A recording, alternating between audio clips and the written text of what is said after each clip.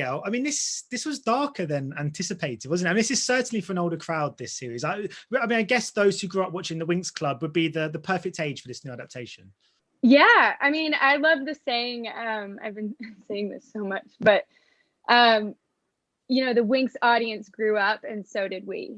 So I think that that kind of, I don't know, captures the idea for this series and the mood for this series. But yes, it's definitely darker.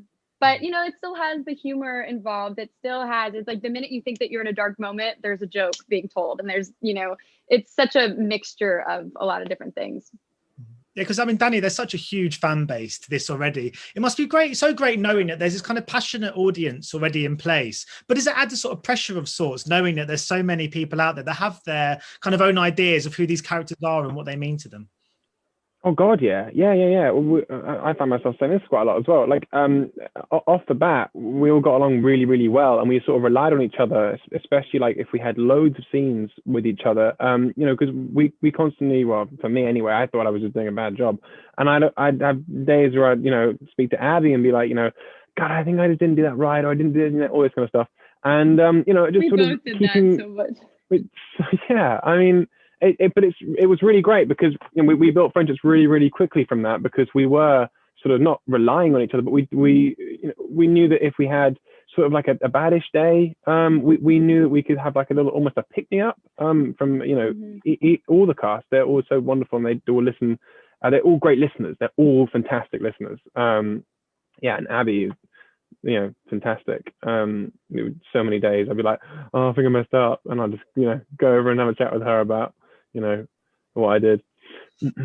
Yeah, we both relied on each other so much, or leaned on each other so much throughout it, because we were so nervous and just in our heads. Yeah. But definitely helped having each other. Yeah, I mean, you know, did it help? Well, sorry, I was just asked about being the one sort of American in the kind of leading cast members. Was there anything you picked up from your British counterparts? Any sayings or any mannerisms that you've kind of taken with you? I like to think now that I can, if I get, well, when I'm around them more, that I was told I have a really good accent now. I can do their accent, but I'm actually not sure, so I don't want to actually like toot my horn.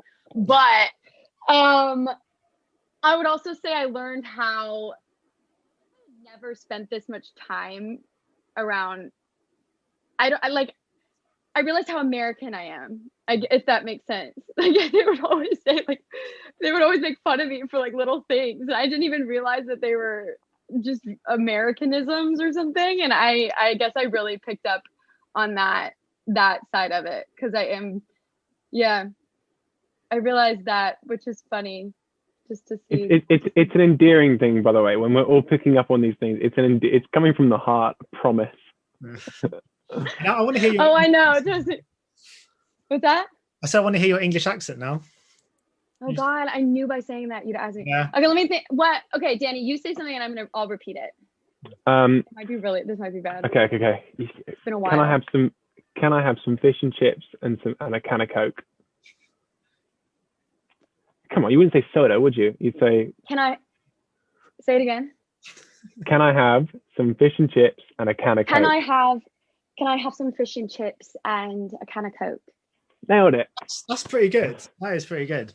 But I was going to ask, because also, I mean, obviously, you know, the fans of the Winx Club and the Winx Saga now, they want to know more about who's playing these characters they know so dearly. So I was going to ask you some sort of quick fire questions to try and get some answers for them. So they're just kind of series of questions to find out more about your fellow cast members. So I'll start with you, Abigail. Who was the biggest joker on set? Elliot. And Danny, I was going to say, who would you say forgot most of their lines? I did quite a lot.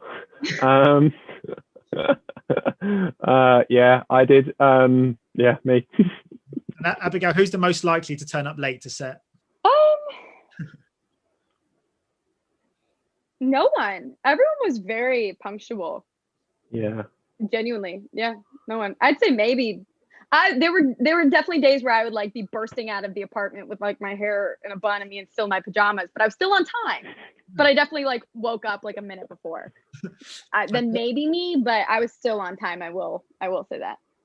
Danny, who was the best dressed and the worst dressed? Oh, okay. This is just a running joke between me and him. I mean, best. Okay.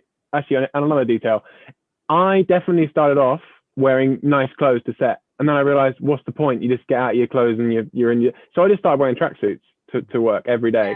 Yeah. And I love the man so much, by the way.